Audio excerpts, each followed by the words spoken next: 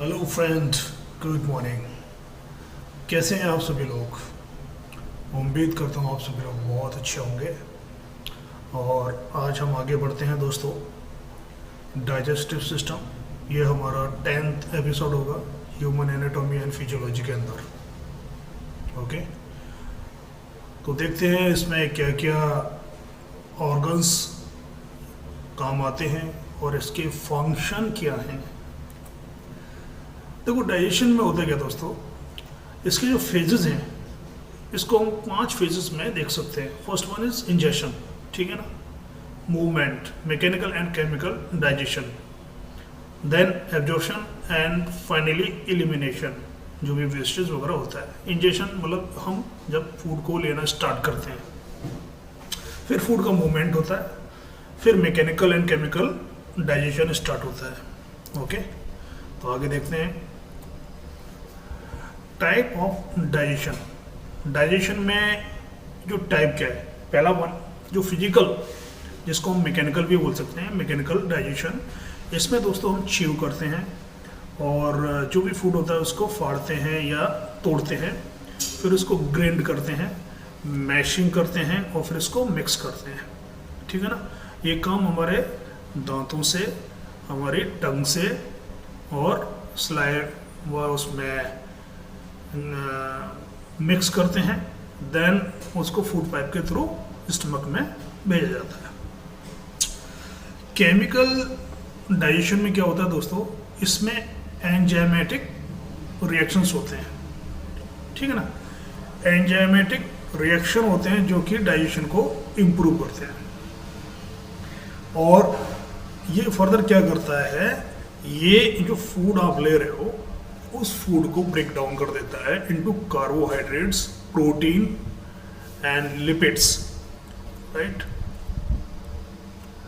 Digestive system organisation, इसमें basically अगर हम इस ऑर्गेनाइजेशन की बात करें, जो डाइजेस्टिव सिस्टम होता है, इसमें आपका गैस्ट्रो इंटेस्टिनल ट्रैक्ट होता है, ठीक है ना।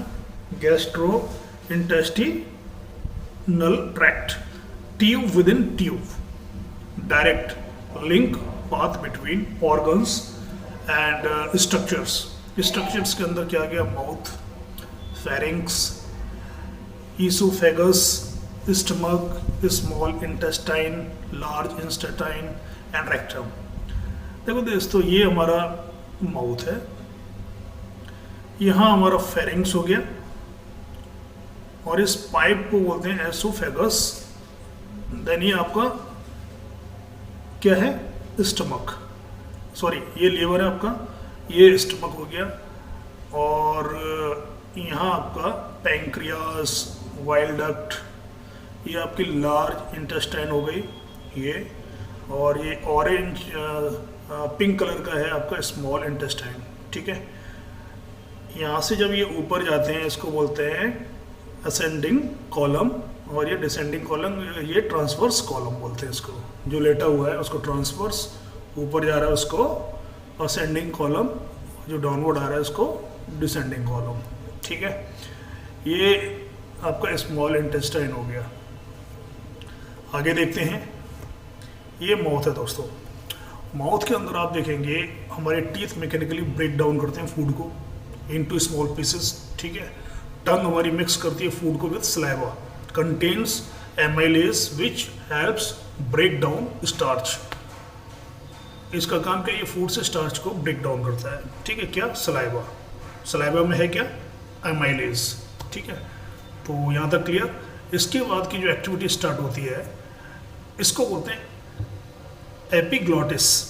एपिग्लॉटिस का एक तरह का फ्लैप है। फ्लैप क्या है, ये जब हम खाना खाते हैं देन इट अलाउ टू, जो फूड है उसको आपको फूड पाइप में भेजता है।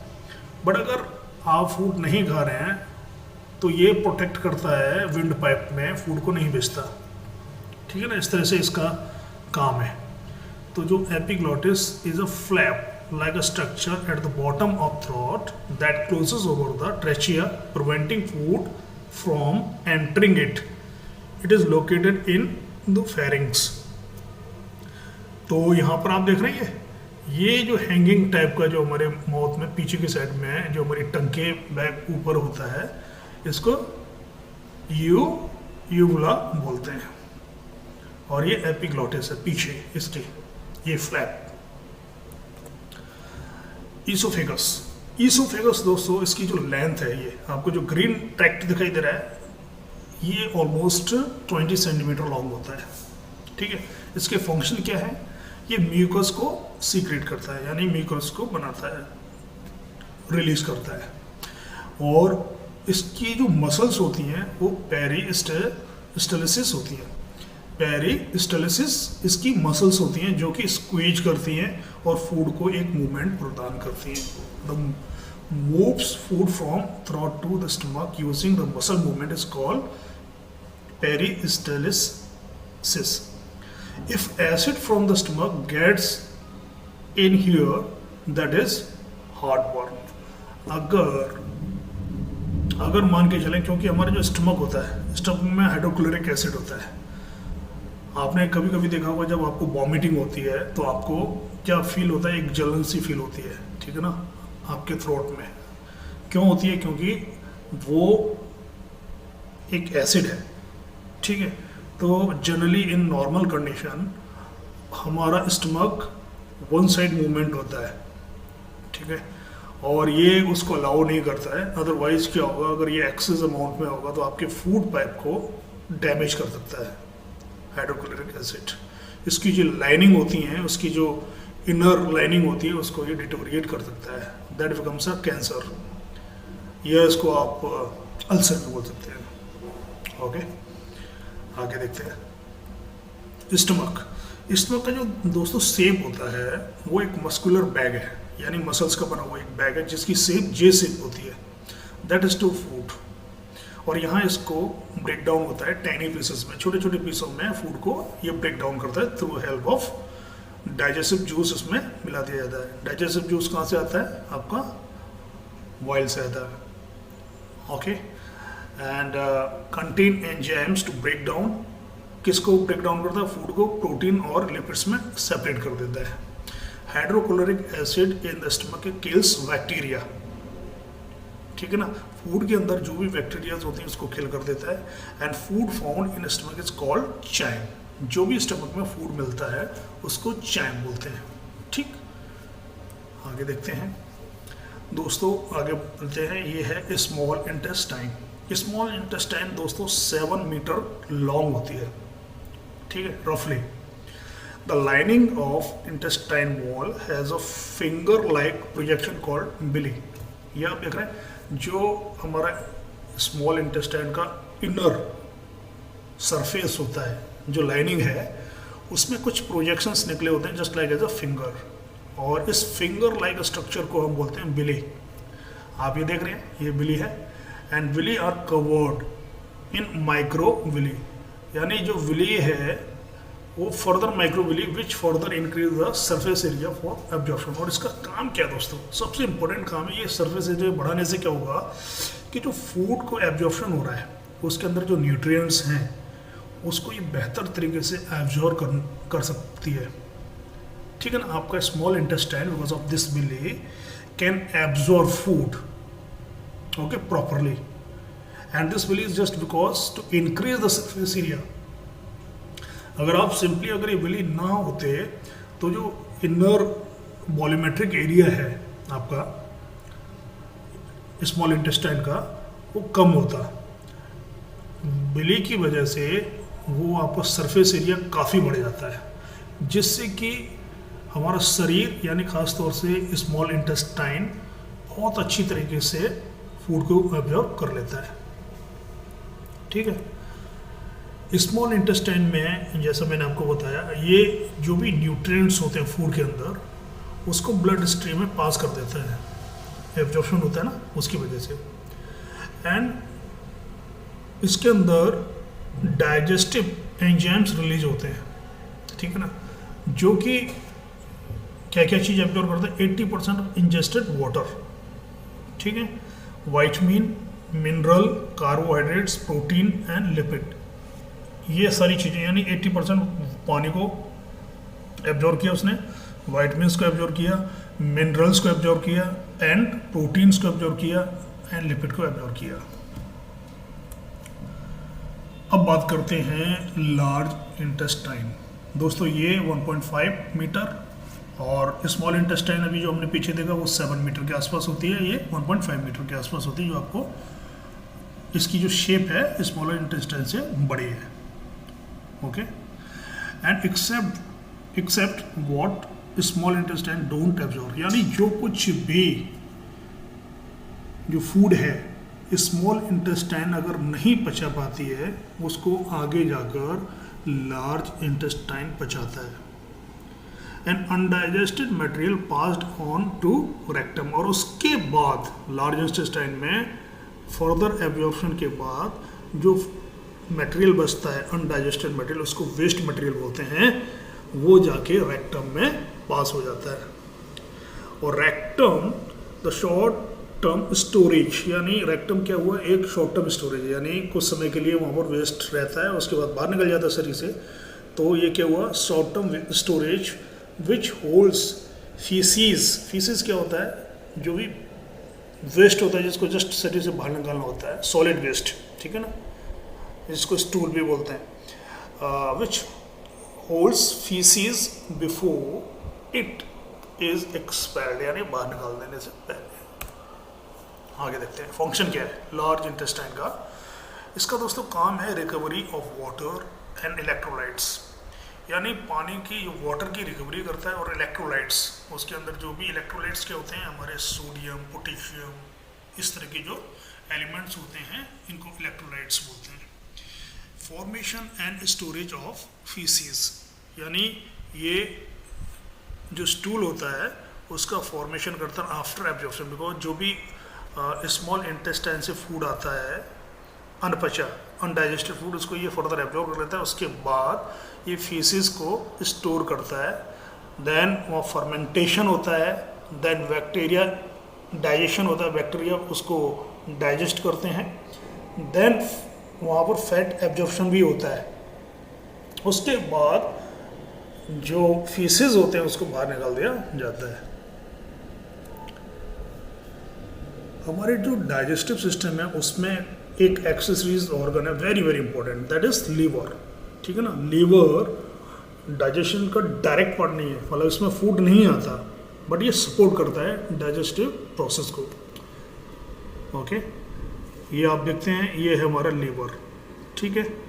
ये जो येलो कलर का स्मॉल बल्जेस दिखाई दे रहे हैं इसको पैंक्रियाज बोलते हैं दोस्तों, ठीक है। ये जो एक्सरीज हैं इसमें क्या क्या है, एक तो liver, gall bladder and pancreas. जब आप इसको देखेंगे, ये दोस्तों आपका right and left hepatic duct of liver, यानी ये दोस्तों डक्ट हैं। डक्ट क्या होता है, डक्ट वो चीज़ होती है जहाँ से कोई चीज़ निकल सकती है, ठीक। ये सिस्टिक डक्ट है, ये कॉमन हेपेटिक डक्ट है, ये फिर आप जो देख रहे हैं ये वाइल डक्ट एंड स्फिंक्टर बोलते हैं इसको। स्फिंक्टर क्या होता है, ये किसी पैसेज को क्लोज और ओपन करता है, ठीक है ना। यानी वाइल जूस जब चाहिए होगा, यानी स्मॉल इंटेस्टाइन में वाइल जूस डालना है, तो ये स्फिंक्टर ओपन हो जाएगा और उसके बाद ये बंद हो जाएगा, ठीक है। इसी तरह से आप ड्यूडीनम, ये आपकी जो ये है इसको हम बोलते हैं ड्यूडीनम, ये हेड ऑफ पैंक्रियाज है, ये टेल ऑफ पैंक्रियाज है, ठीक है। और ये जो है म्यूकस विद फोल्ड्स एंड इसको बोलते हैं गॉल ब्लैडर, ठीक है। मेजर ड्यूडीनल पेपिला, ये आपका है मेजर ड्यूडीनल पेपिला। तो दोस्तों ये है एक ब्रीफ वे में हमारा लीवर, गॉल ब्लैडर, पैंक्रियास। आगे देखते हैं लीवर का काम क्या है। Directly effects digestion by providing while, यानी वाइल जूस देता है, and while helps digest fat, यानी बॉडी के अंदर यानी जो फूड में जो फैट होता है उसको डाइजेस्ट करने में हेल्प करता है वाइल जूस, ठीक है। And filter out toxin and waste including drugs and alcohols and poisons. यानी आपने नोटिस किया होगा जब भी आप ड्रिंक करते हैं तो ड्रिंक में जो एल्कोहल होता है या टॉक्सिन्स होते हैं, ठीक है ना, किसी लिक्विड में, उसको ये फिल्टर आउट करता है। कौन करता है? लीवर करता है। तो लीवर अगर किसी मृत्यु जहर से हो जाए या किसी दूसरे टॉक्सिक से हो जाए तो उसका जब ऑटोप्सी होगा तो किससे पता चलेगा? आपके लीवर से पता लग जाएगा कि उस व्यक्ति की मृत्यु कैसे हुई है, क्योंकि लीवर के अंदर जो भी हम चीज़ खाते हैं उसकी इंफॉर्मेशन वहाँ होती है लीवर के अंदर, ठीक है। तो ये फिल्टर आउट क्या कर रहा है? टॉक्सिन को फिल्टर आउट कर रहा है and waste including drugs and alcohol and poisons को फिल्टर आउट करता है। तो आप यहाँ देखेंगे ये हमारा गॉल ब्लैडर हो गया, ये सिस्टिक डक्ट हो गया, ये हेपेटिक आर्टरीज है, ये है portal vein, inferior vena cava, right lobe of liver and left lobe of liver. Gall bladder क्या कर रहा है? Gall bladder stores and concentrates, क्या करता है? स्टोर करता है और कॉन्सेंट्रेट करता है वाइल। ओके, तो bile release from the liver. जब लीवर वाइल को रिलीज करता है तो गॉल ब्लैडर क्या करता है? उसको स्टोर करता है and while is secreted into the small intestine and it adds in the digestion of fat. जैसा आपने पीछे बताया कि वाइल जूस का काम क्या है? ये फैट को डाइजेस्ट करने में हेल्प करता है। पैंक्रियास, येलो कलर का जो दिखाई दे रहा है इसको हम पैंक्रियास बोलते हैं। यानी ये हमारा लीवर हो गया, ये हमारा गॉल ब्लैडर हो गया, स्टमक हो गया, स्टमक के नीचे पैंक्रियास होता है, ठीक है। एंड पैंक्रियास का काम क्या है दोस्तों? ये डाइजेस्टिव एंजाइम्स होते हैं उसको प्रोड्यूस करता है। एंजाइम यानी आपका पैंक्रियास क्या कर रहा है? डाइजेस्टिव एंजाइम्स को प्रोड्यूस कर रहा है टू डाइजेस्ट फैट। यानी अब फैट, ये भी फैट को डाइजेस्ट करने में कार्बोहाइड्रेट एंड प्रोटीन, ये तीनों चीज़ों को डाइजेस्ट करने में जो एंजाइम यूज होता है उसको प्रोड्यूस करता है। And regulate blood sugar by producing insulin. और इसका एक और काम है, ये ब्लड में शुगर को रेगुलेट करता है बाय प्रोड्यूसिंग इंसुलिन, ठीक है ना। ब्लड में शुगर कितना होना चाहिए वो हमारा पैंक्रियास के ऊपर डिपेंड करता है, क्योंकि पैंक्रियास हमारा क्या कर रहा है? इंसुलिन को रिलीज करता है। आगे देखते हैं। पैंक्रियास के दोस्तों दो बड़े इंपॉर्टेंट फंक्शन है।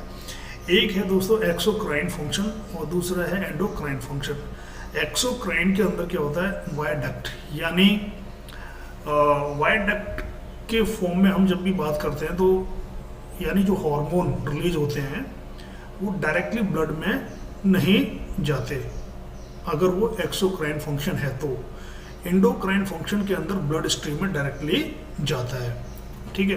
तो इसको देख लेते हैं, इसमें क्या है?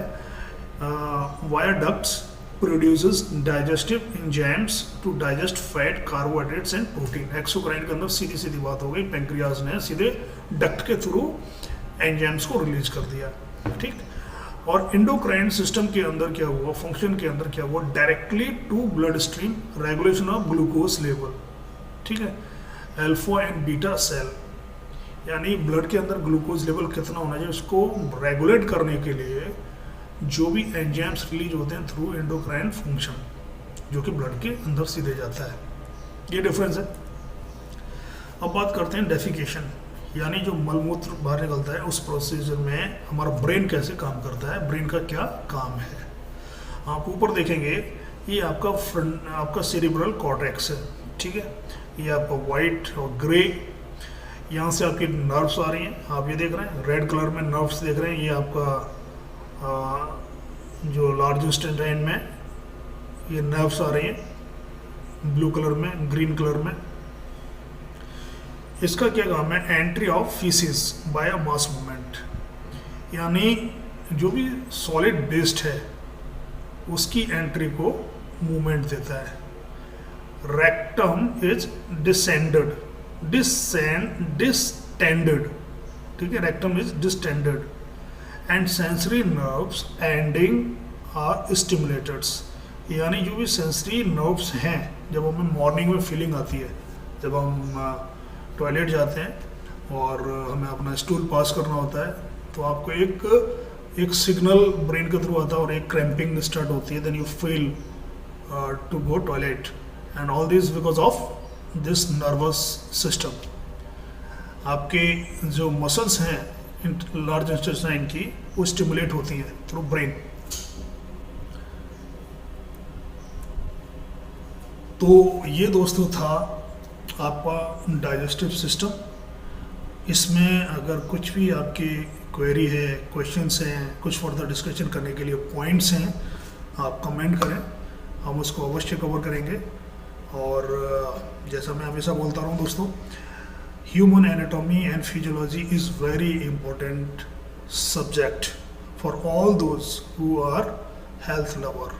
अगर आप अपने आप से प्रेम करते हो, अपने आप को स्वस्थ रखना चाहते हो, या आप किसी फील्ड में हो, हेल्थ के फील्ड में हो, हेल्थ और वेलनेस के फील्ड में हो, जहां आप एज ए योग इंस्ट्रक्टर हो, या आप professionally yoga in BA and BSc MSc या MA कुछ भी कर रहे हैं, उसके लिए यह सब्जेक्ट वेरी वेरी इम्पोर्टेंट, क्योंकि आप बहुत कुछ यहाँ विजुलाइज कर सकते हो अपने ऑर्गन्स को, उनका कोरिलेशन समझ सकते हो, कैसे काम करते हैं, then you can better control your organs to become healthy. तो आने वाले समय में हम काफ़ी कुछ हेल्थ से रिलेटेड और आपके ब्रेन से रिलेटेड, आपके लाइफ स्टाइल से रिलेटेड, हैबिट से रिलेटेड बहुत कुछ एक्टिविटीज़ करने वाले हैं, जिसमें यह सब्जेक्ट बहुत बहुत इम्पोर्टेंट है, इसलिए इसको यहाँ कवर किया जा रहा है। तब तक के लिए मित्रों, मैं आपसे लेता हूँ इजाज़त, मिलते हैं कल फिर। धन्यवाद।